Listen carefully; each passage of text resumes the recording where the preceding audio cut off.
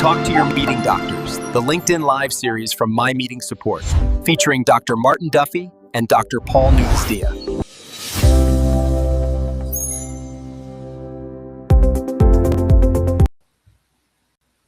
Hey, welcome, dear viewers. It's so good to be here again with all of you for another episode of Talk to Your Meeting Doctors.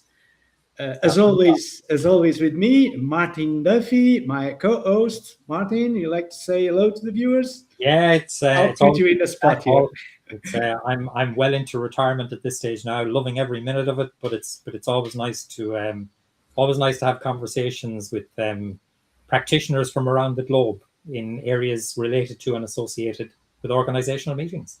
Yeah, absolutely. And this time we are so lucky to have with us Nancy White. For most of you, a renowned facilitator, community leader, prolific author. She's contributing a lot to the world of what we call facilitation, right? But there's a lot more than to it that as we're going to discover right now. So Nancy is connected to the movement of liberating structures. We are very curious to learn more about liberating structures. And what got my attention recently, I saw published the field book on liberating structures. So wow, what were the learnings from the field we can get from Nancy here today? So without further ado, I hand over to Martin, because Martin, we have a tradition in our programs. We sure do, yeah, Nancy. we always like to invite our guests at the opening comments to leave the microphone to yourself, that maybe there's something about yourself from your past or from your professional work or from your interests or hobbies that people might not be overly familiar with, but that you're happy to share with us. Anything at all. And we'll just take the conversation from there. Well, I used to play in a bluegrass band. Oh. I played guitar and sang harmonies. Oh, fantastic. Hey, when we go offline, Nancy, we might just have a session. Huh?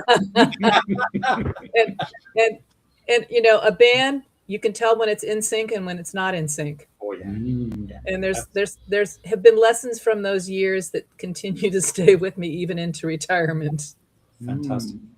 You know, that's a really interesting segue, Nancy, because we've had numerous guests, and all of them that have mentioned their background in music have always been able to correlate that into that idea that you've just mentioned of synchronizing, of meshing with people, of working in tandem with others.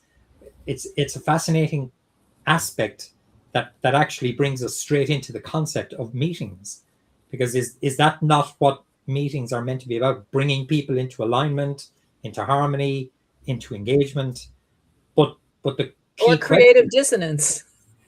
Well, so long as we have the creative before the dissonance, we're all in business for sure. But liberating structures, Nancy, it's a concept. Before Paul mentioned that as a topic or a theme for this conversation, I'd never actually heard of it.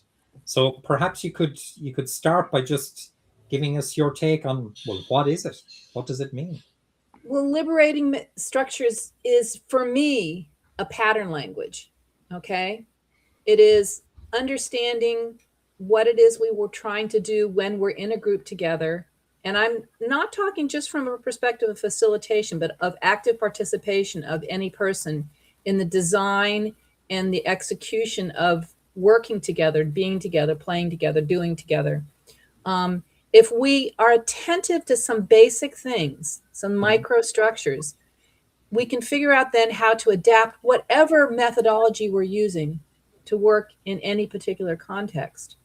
So I first heard of liberating structures when Keith McCandless, who's one of the two godfathers with Henry Lemanowitz, I always mispronounce his name. I'm going to go to my grave with regret of how I have never mastered people's names. They were working with mostly corporate clients and noticing when things worked or when things didn't work. And they started describing what they were seeing. And one day, Keith, who lives in Seattle, as do I, said, can I come over to your house and I'll bring some chocolate, and I want to show you this thing I'm working on. And Keith brought over a couple of chapters of the original Liberating Structures book, which came out about 13 years ago. And I read it and I said, oh, what you've really done is you've done a better job of describing how to do any particular facilitation approach. So in other words, old wine in new bottles. So I did not see it. I did not understand it. I did not see it. Okay. Well, Keith is a very optimistic person and a very generous and kind person. So he'd keep on inviting me to these sessions where either he was using liberating structures or he was introducing liberating structures. And midway through, he go, and Nancy will demo this one. And I'm like, what the heck? That's not how I do it. First key thing, that's not how I do it, right? Yeah. We all have our ways of doing things. But then one day he said, what we're really looking at is we don't want to over-control groups. We don't want to under-control groups. Over-control groups are the standard structures of giving a speech, status updates, things that are very rigid and usually are controlled by one or more people who have power over the rest of the people. So I have to sit and listen to you. Right now, whoever's listening to this has to sit and listen to me. I have some power right now, right? Yeah. And then there's under control, which our community lovingly calls the goat rodeo. Have you ever seen baby goats playing, jumping on things, jumping off things, and running into each other, and but don't get anything done. They're having fun. They're playing, which is beautiful. Yeah. The over control people there are reveling in their power. Fine. But that's not where the work happens, right? The work happens in the space between over-controlled and under-controlled. And something went off in my brain with that concept that was like, oh. And being able to slide upon that continuum, depending on what it is you're trying to do. When you're trying to converge on a decision, you might get into a more controlled situation. But if you're trying to understand a complex setting, you don't want to go there, right? You're going to miss all the opportunity that's on the lesser controlled side. So that was the first breakthrough. So I said, nah, it's not old wine in new bottles. It is a reframing of group process. So there's the 5 design elements that are part of liberating structures, which are invitation, and has to do with what opportunities we're trying to work on together and making progress. The second is space and materials. So how and where we come together, and that used to be at the time when I was learning this face to face. Now it's online mostly. The third is how participation is distributed, and this is a really essential one in that over control under control thing. And also, we can come back to this, but it's not about the facilitator, right? Yeah. It's about how everyone engages and experiences that possibility of using their power, contributing their power. The fourth one is group configuration. So we're not always in plenary. We're always alternating between small group, large group, between individual reflection time and conversation time, which we can come back to. This is how it also allows us each to engage in ways that work for us. And then finally, the steps and the timing. You go from point A to point B, you're going to do this first, you're going to do that second. So this is a pattern language, right? I don't know if you've ever, there's the group works deck. I don't know if you're familiar with that. That was done by a bunch of people up here in the Pacific Northwest of the US, probably 15 years ago. And there's a card deck, which is really lovely. You can find that link for you to put in later if you want. And when you can notice the patterns, when you can describe the patterns, then you have the opportunity to change the patterns. So liberating structures gives us a repertoire of things we can do together that are described through those microstructures, that if we run them just like they're described, we follow it precisely, we can do it with most of the 43 structures, 33 old, 10 new. Most of us can pick up and run that thing, and we can watch someone do it. We can run that thing. It can be simple enough. At the same time, this is rich, fertile ground for adapting in complex situations. If I tweak the invitation, I'm going to change what happens with the rest of the microstructure. If I change how participation is distributed, it's going to change. If I run it backwards, if I take the steps and run them backwards, I'm going to get something unique and still related to that pattern. So then it becomes like that's the water we're swimming in. And so I'll stop there, because to me, liberating structures aren't just a bunch of methods. They're a way of being with each other and a way of seeing beyond the perspective of a facilitator, but seeing the perspective of each individual and the whole group, and what we could achieve. What higher order goal could we actually get to if we reach that state of being able to be with each other? And to me, that's the promise. And it doesn't always work, right? But when we notice the pattern, we can figure out what to do differently the next time and the next time and the next time. And this is particularly relevant when you're in complex settings. They work fine in simple settings, but they're really not necessary in simple settings. If we know it takes A plus B equals C, we don't need to, you know? Yeah. Right. But when it's complex and we don't know fully where we're going, we have to move to that iteratively with, you know, the old learning loops and everything in there. And we have to be able to understand what we want to push on in the system to move things forward to where we're trying to go, or redefine where it is we're trying to go. So there's two things that I'd pick up on there, Nancy, that you said. One is these 5 key elements. So there's 5 key steps, which as you outline them sound a little like sequential steps in getting your head around the setup, the group, the organization, or whatever. You also mentioned 46. I think you mentioned 46. 43. 43. So that 43 elements, and you said, was it 13 of them are new? 10. 10 new. You just have a different math, that's all. It's translation across the Atlantic. We lose 3 in the distance. So those 5 elements versus those 43 key points, what relates them? What differentiates them? How do both of them fit into the liberating structures concept? So can I screen share in this platform? Sure. You can. I think we have here a studio mode for screen sharing. Let me check. Okay. This is the one.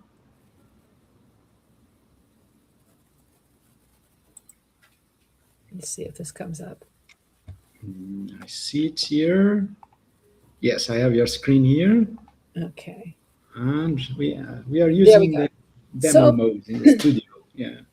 I think there's a couple layers here. One is, these are the 5 microstructures that work in concert, not in sequence, right? So this is how I understand the liberating structure. So this is one of the foundational structures, 1, 2, 4, all, which if you're an educator, you might call it think, pair, share. You will recognize these patterns, right? Okay. Yeah. They're not, you know, a couple of them are really unique, but most of them come from a long history of trying things together. So you work these things, you address them in sequence, but you don't execute them in sequence. So when I'm designing, okay, so when we start, we're going to gather tonight at 5 o'clock to figure out the pie festival for our little town, because we want to have a festival of pies this summer. So the invitation might be, join us tonight to dream about what the pie festival, this year's pie festival, might look like. And then in my head, I'll ask myself, and we'll know we've made progress when we've set a date and we have an initial invitation for the pie festival. And that may be negotiated with people in advance, or it may be me just throwing it into the table, depending on how formal or informal this structure is. So when I think about the meeting, the space and materials. So I think we're going to need some Post-it notes. And I just want to have chairs, not tables, because I don't want to have people stuck and make it hard for them to move between their groups. And frankly, this pattern is present in almost all the structures, which is don't nail down behind a lecture stand or get people stuck around a table where they can't hear each other across the table, or they're stuck in groups of only 2 or only 8, right? So flexibility. Participation distribution. Well, I know there's a lot of people who have different feelings about the Pie Festival, and I want to make sure everyone is heard. So I have to make sure that the dominators have space to be in small groups where they won't dominate, frankly. So I want to alternate between large and small groups. And I want to acknowledge there's some expertise in the room. and give them some time to speak, but not let that become the only pattern. So that's, that's a microstructure, which is control from the front of the room. For this particular structure, my group configuration is set. I start, alone, and then in pairs, and then in quartets, and then in all. So the group configuration really reflects the structure of 1, 2, 4 all. And then I like to have a run sheet because I'm getting old and I forget things, which says at what time, what structure, who's leading it, what are the prompts that I need to have ready, and how long is, each of those steps going to take it. And if you know something well, you don't need that. Sometimes there's no need for it. Sometimes there's a need for it. When I'm co-designing and co-hosting, my run sheet is essential because we don't have to stop and check and telegraph too much to each other. We know that you're going to start the breakout room. I'm going to put the prompt in the chat, blah, blah, blah, blah, blah. So the 5 elements of 1, 2, 4 all basically teach me how to do the structure. But you see, they're all kind of preparatory. The only ones that are actually sequential are steps and timing. Yes. Yeah. Right. That's So really interesting. there was a second question you asked, and I already forgot it. It then goes to the 43 points and how they relate to those microstructures. So every structure on the website, you don't have to buy the book, but I hope you do. Every structure has one of those pictures on the website that shows you what the microstructures are for that particular element. So it helps you initially figure out how to run the structure, but it also helps you begin to learn the pattern language without hitting you over the head with it. Because there's only so much you can, when I first started doing liberating structures, I go, oh, these are well-described facilitation methods. That would be how I describe it. And then over time, I realized there's a way that they link up together, and we call it stringing, which allows me not only to plan my meeting more efficiently, to convey it to my co-facilitator more, to telegraph it more efficiently, but it also gives me the idea to think, if this produces a particular thing, we go on to the next one already planned. But if this doesn't produce what we need for this one, I can pull in a different structure. I don't have to, I don't have to people stick with their agendas even when it's broken, because I got to stick to my agenda. I got to stick to my timing. And this gives you a way to be flexible without getting too anxious about it. For those people with less experience, it allows them to say, oh, okay, I can do this instead of that, instead of panicking, right? Especially when a meeting goes, when people are disagreeing, there's usually, or they're not talking. I've got to do something different because what I was going to do next isn't going to work at this current moment in time. So this idea that you could string structures was my next kind of learning loop, old wine, new bottles, really clear instructions, stringing. And all of a sudden, the layers of liberating structure started revealing themselves to me, which came to the next level, which is, this is really useful in complex situations. So I'm kind of repeating a message I said earlier, but that makes a difference in what a group can do. It can lead them to get to higher, what we call higher order goals, instead of just the deliverable for process A or process Z, right? So to go back to the 33 were the things that Henry and Keith found worked over and over again, right? They were kind of the baseline things. And some of them were really well developed, and some of them were not as well developed in the first iteration. They were well developed in their heads, but the practice hadn't been.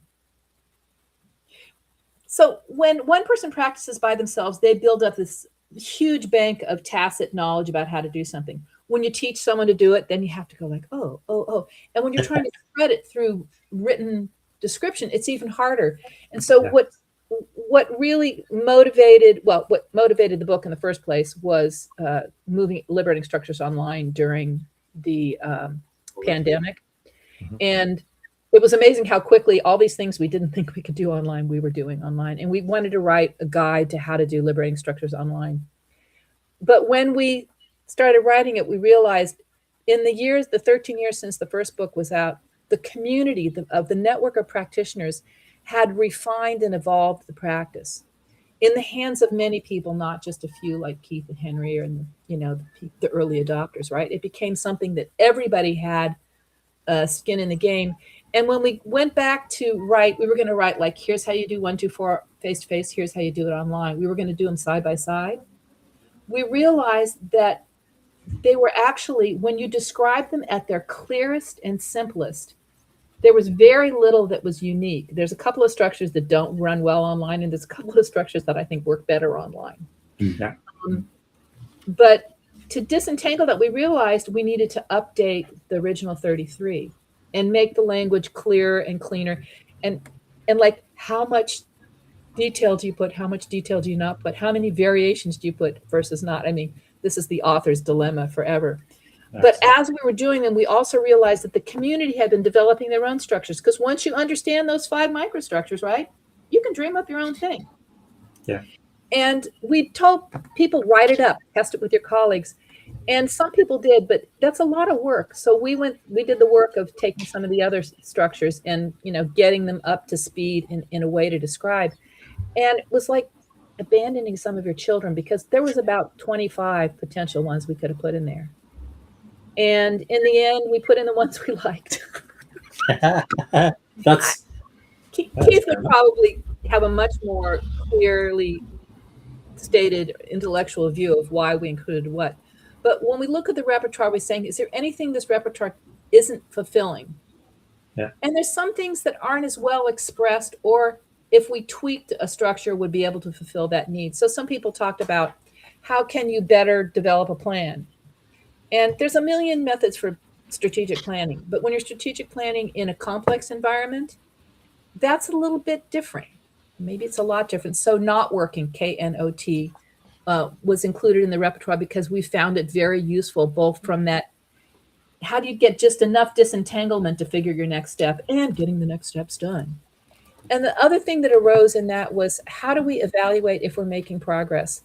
So in the book and in the writing of the 10 new ones and the updating of the 33 old ones, we started thinking about what are prompts for ourselves to check to see if we're doing, if we got, how do you say that in English?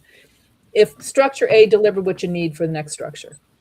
And so we're pulling in elements of developmental evaluation into it. And I think that's really a frontier for Keith and I, is how to do more of that. So maybe that's the next book. I don't know.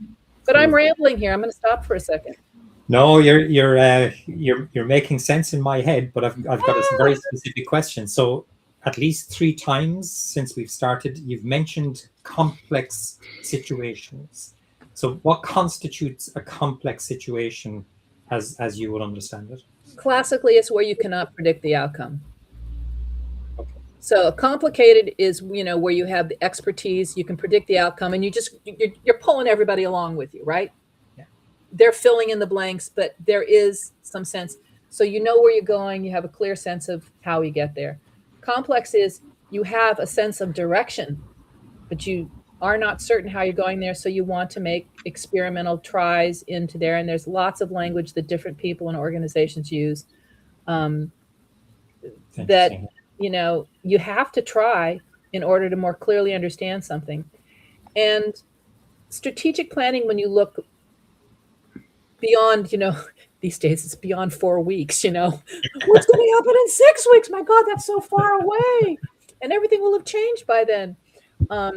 You have to have a completely different stance about how you direct yourselves towards that future and how you adapt as you go, because there's a good chance where you were going isn't exactly where you need to go, but you're not going to discover that until you're partway down that path.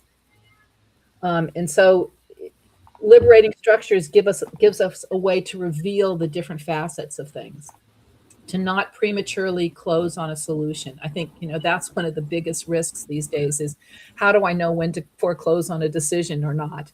Yeah. And the answer is not binary. So you're always exploring the edges. Yeah. No, that question is always context specific, because you can't predetermine that.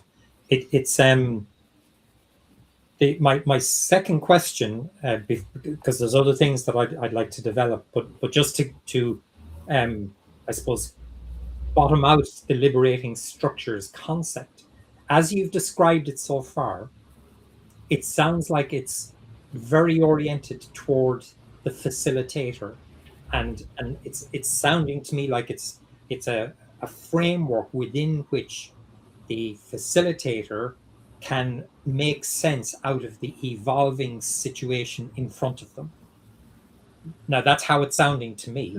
My question then is, to what extent do the participants need to have any awareness, or even some awareness or no awareness, of liberating structures? Or is this really just a conceptual and a practical toolkit for the practitioner facilitators?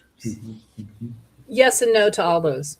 So at one level, it is a way to design and run a meeting. Yeah. Right?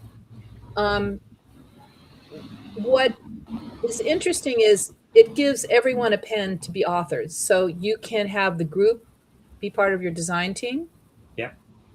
Or you could have the group just walk in the room and you have designed it and you run it. Rarely do I tell people, oh, now we're going to do liberating structure XYZ, because nobody gives a flip, right? But when they start and something different happens and they're going like, oh, something different just happened. What just happened? That's when building the sense of the shared group's capability to understand its own patterns and to change its own patterns and to direct its own patterns begins to emerge. So groups who use it over time become more self-directed, right? Yeah. And, then the facilitator is kind of like keeping time and, just, oh, we ran out of paper. Maybe we'll get some more of this, they really step out of the middle of it. And you said something really important to me, which was the facilitator making sense of things.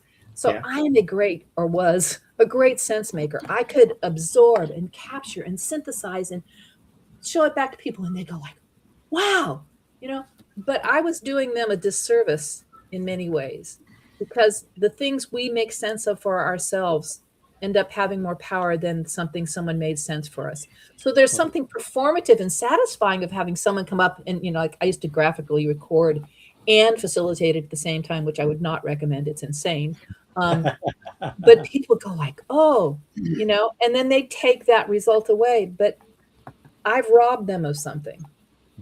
So I think ownership is that it's ownership, but also understanding, right? So this whole thing now about AI making us stupid.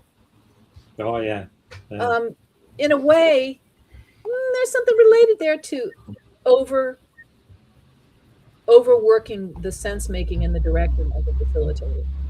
So I think there's like a different language that we need, which is, it's not a train conductor. It's not the guy waving the flag on the side. I don't know what the metaphor is, but it's not quite the same as our familiar model of a facilitator. And it means for the facilitator giving up control, which, okay. So I'll just call out both Keith and I, is that we're pretty smart people. So we can see things sometimes in a group, and to get out of their way sometimes causes us discomfort, or we fall, as what's the expression, we snap back to our old behaviors of experts. So I think expertise is value, but experts can be problematic. And generally when we live up to the principles of liberating structures, people have more power to use what they know, because the knowledge is often right there in the room and we've not been listening to it. Excuse me. There's as I've listened to you describing elements from the facilitator's point of view and equally from the participant's point of view, you're resonating in my head the idea of open space, the principles or the practice of open space.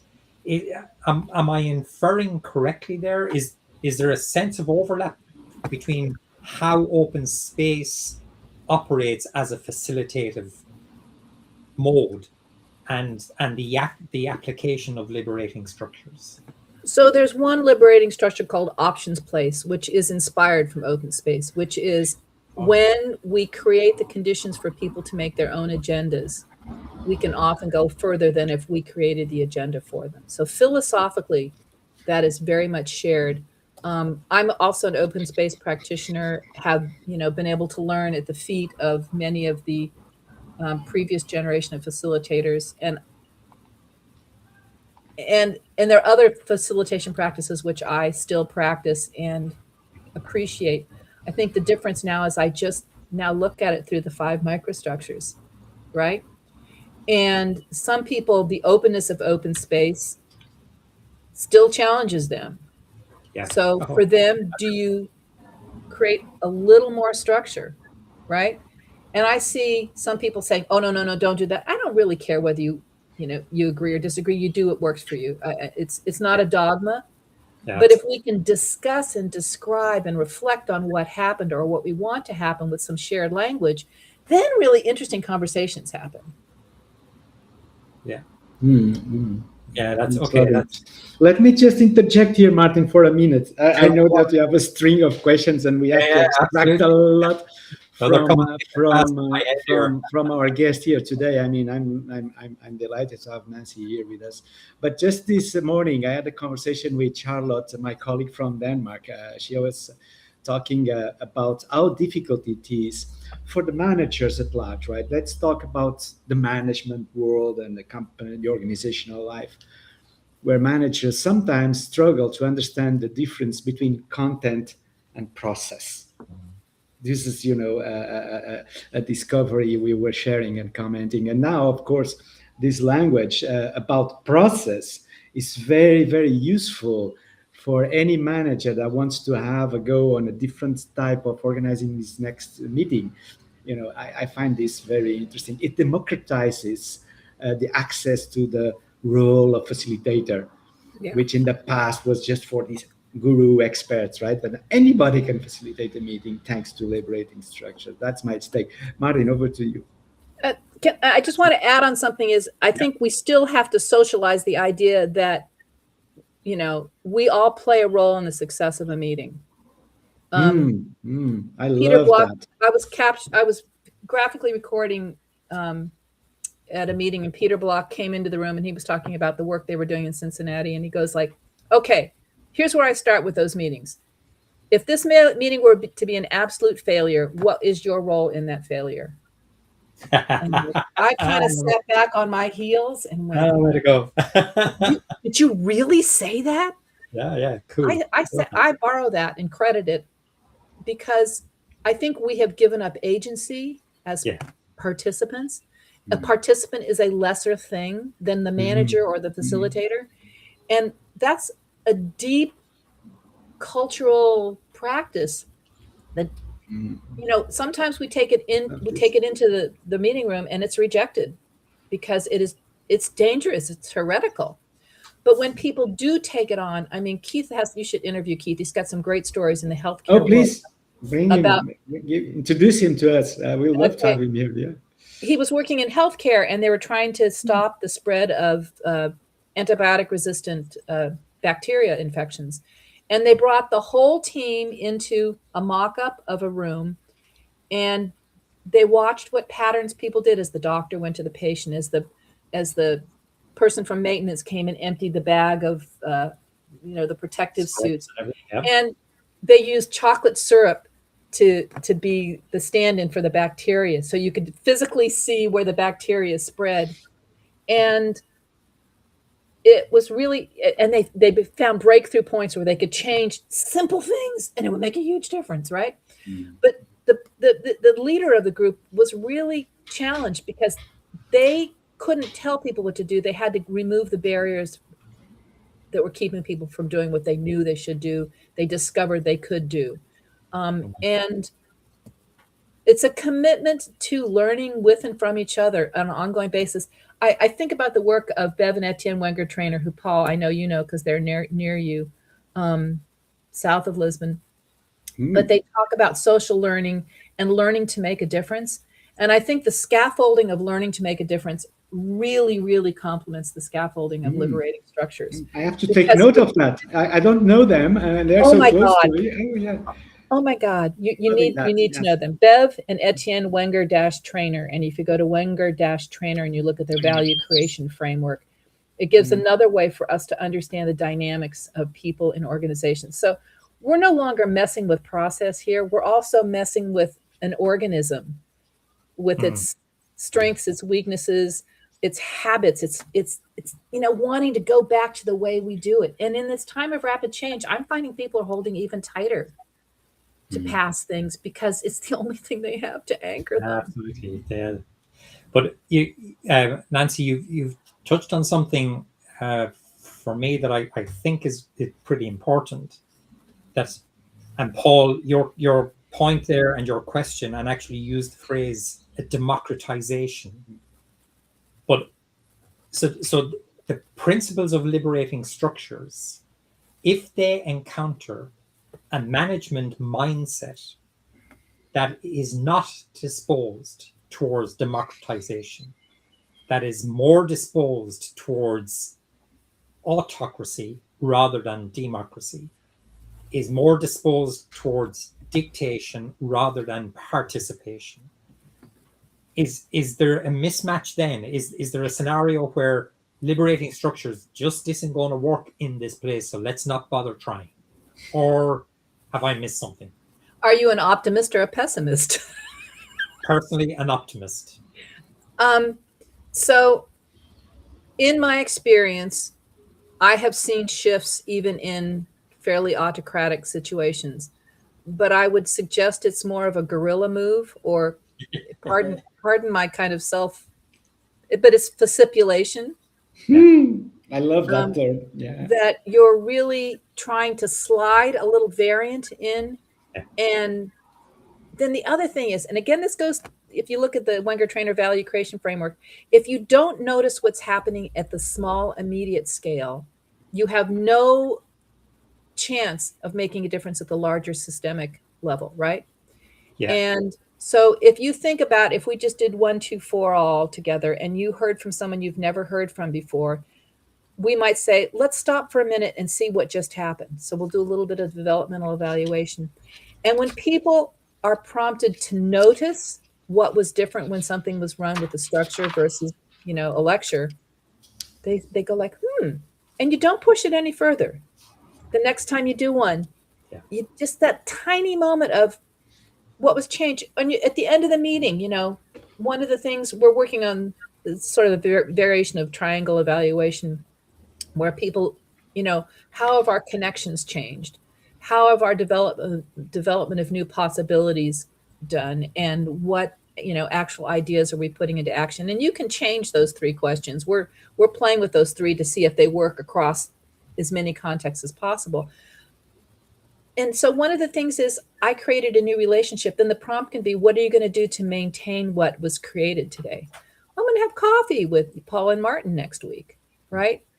If we don't open awareness and possibility of the tiny things we can do right now, and we call this our 15% solution. You don't have control of 85%, but you probably can do something without permission and additional resources within 15%. If people make a tiny little shift, our chances of making a larger shift increase proportionally. If you want to say, we just want to change the way we work, and boom, I would put the pessimist hat firmly on. But if you're willing to think about what tiny shifts, a colleague of ours has worked as a coach at Microsoft, and he works with leaders and how they work with their teams. And they make a plan, they go into the meeting, and the leader falls back in the old practice. And he now has the permission and the trust to say, didn't we say we were going to do that a little differently? Let's rewind the tape and run it again. Yeah. And when you get to that level of relationship, and dare I say trust, and I have a lot of challenges with the word trust in how it shows up or doesn't, then we can begin to make changes in the individual leader and the team and the group. But that requires a commitment to change. And people are often, that's not what they're inviting you in for. Let's just get this done, right? Yeah, and that's the autocratic mindset that I'm thinking of, Nancy. This thing of just get the outcome that I want to achieve, and I'll bring in a facilitator, and I'll bring in an expert, and I'll bring in a doctor, and I'll bring in somebody, and just get me the outcome that I'm looking for. So that's that mindset. So it's interesting that it's not that liberating structures can deal with that mindset, But a key point that I'm inferring from what you're saying then is that it actually requires a recognition that the organization is systemic, that the organization is not unitary, that it's not amenable to unitary thinking, that Yeah. it's about the connections and the relationships between all of the micro elements. So when you said there, let's notice the micro interactions before we start trying to influence or change or alter the bigger or macro. Does that ever come up as an explicit requirement? Because everything you're saying, to my hearing, suggests that if you don't have that systemic perspective of organizations, it might be a little bit challenging to see where the benefits of this liberating structures will come from. I'm trying to think of a short response to that, because I think there's so many ways that these the organisms that we call organizations operate at so many levels, is that people often have a high level sense that it's a system, but understanding how that operationalizes in the day-to-day is the difference. And that stuff sometimes is pretty mundane.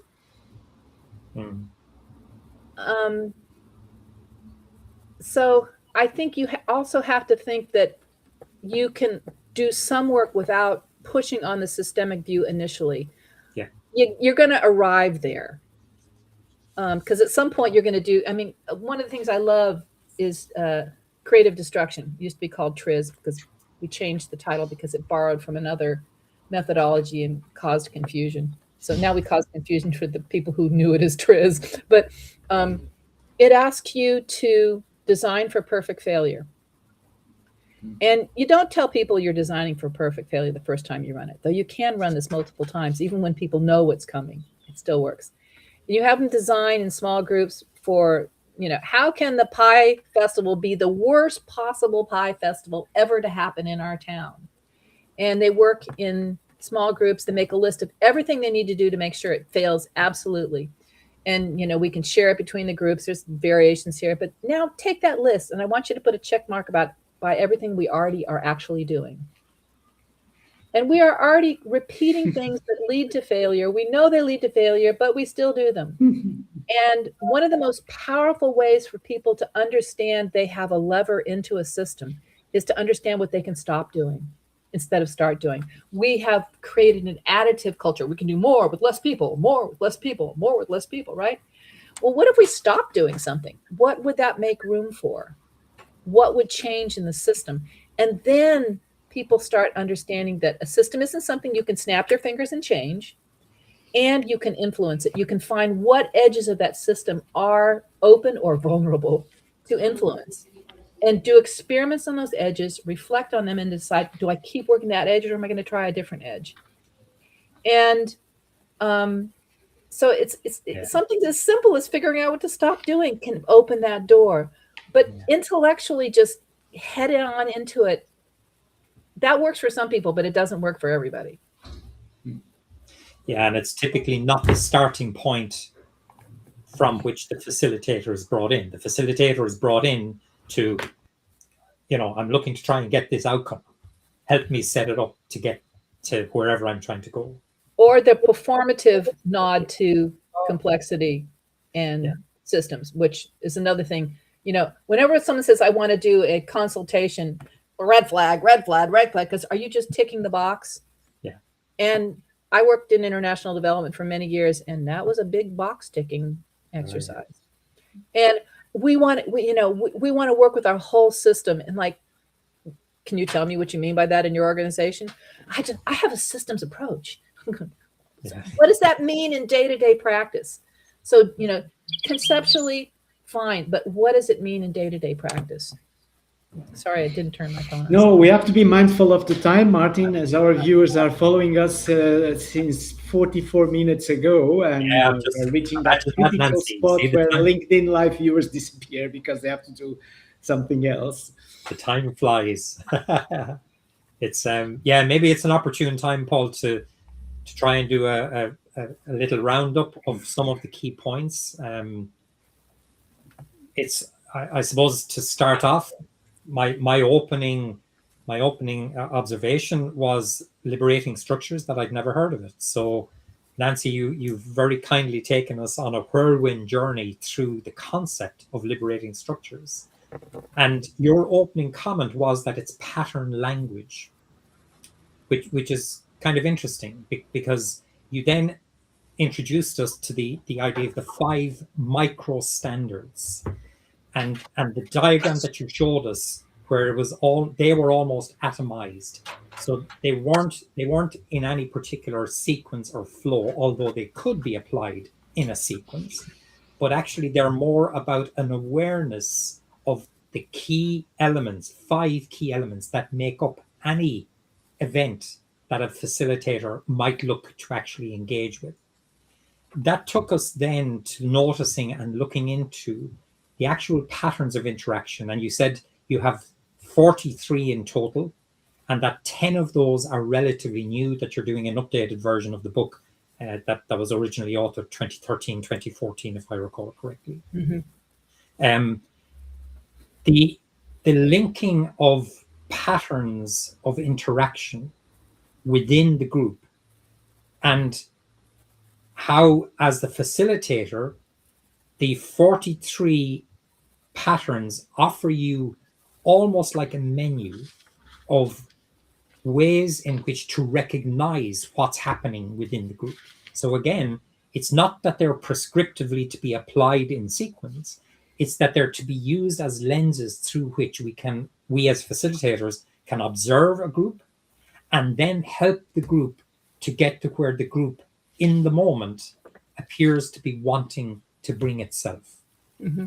Now, that then introduced us, or you introduced us to the concept of liberating structures being very useful, particularly useful for helping to manage complex situations. And my question to you was, so what does complex situation actually mean? And you suggested that it's about if there's an unpredictable outcome. So typical meetings might have an agenda, might have predetermined decisions that have to be made, conversations that have to be had, but there's a pretty much determined outcome, and it might be less beneficial versus the scenario where we've got an agenda, but we're not quite sure what decisions we have to make because we haven't reached any decision points yet. So ferreting out of the group where decisions might have to be made and where the outcomes are uncertain is what we're considering to be complex scenarios for the purpose of liberating structures. You mentioned KNOT working, which we didn't get to explore. So we might have to come back to that one, Nancy, for another occasion, perhaps with your colleague that you mentioned. Oh, yeah, that could be a good idea. We could perhaps have a future conversation. But the overall concept of liberating structures, you suggested that it's actually a way to design and run meetings. And a key element of that design piece in particular, as I'm inferring it, is we're looking to design in ways that as many, if not all, of the participants can fully contribute according to their own capacities, desires, interests, and so on. So I introduced the idea of open space because it sounded a little bit open space-esque to me, but actually you said you've practiced as an open space practitioner, and you said some of the elements of the liberating structures are directly drawn from open space, but it's actually bigger and broader than just the open space methodology. A key point that you brought us to at the very end, which for me is so fundamental, I think, is that noticing what's happening at micro level, at individual interaction levels, is fundamental before we can get to noticing and analyzing what's happening at the interactions at the broader macro level. And that liberating structures and organizing meetings through the use of liberating structures probably provides us with the best methodology or framework to enable that noticing of the micro level engagements and interactions, which will then help us to get to the macro level and understanding of the macro level organization interactions that are typically taking place. Finally, I'll say your phrase, Nancy, create space to do something different. If I was to sum up the whole conversation as I've heard it, I think the idea of creating, liberating structures can help to create space for a group to do stuff that's a bit different. And we call that higher order goals too. Is that they could do more than they could ever imagine they could do. And they go from a meeting that you think doesn't need liberating structures. You know, we have an agenda and we have report outs and we have decisions. When no one's engaged, that is not a simple meeting solution. It's a complex problem that needs addressing. And when we unleash and engage everyone, things that can happen that we never imagined could happen. Never imagined, yeah. Yeah, definitely. So, dear viewers, thank you so much for staying with us that long, and I hope that you enjoyed this program. As we are definitely, I was delighted to produce it here with our guest today, Nancy White, renowned facilitator. Nancy, thank you so much for your time. And my dear co-host, meeting Dr. Martin Duffy, as usual, summarizing this conversation brilliantly in these last 4 minutes. So friends, stay tuned. Maybe we have more surprises for you. Maybe we can decide to have Keith, actually the inventor of the Liberating Structures framework, in our program. That will be amazing. And perhaps also with Nancy to make the segue on the conversation. We're just finishing here. It's not over. It's not over. It's so stay tuned. Beginning. Yes. Stay tuned, everybody, and see you soon. Yeah. Thank you all. Many thanks, Nancy. Great speaking to you.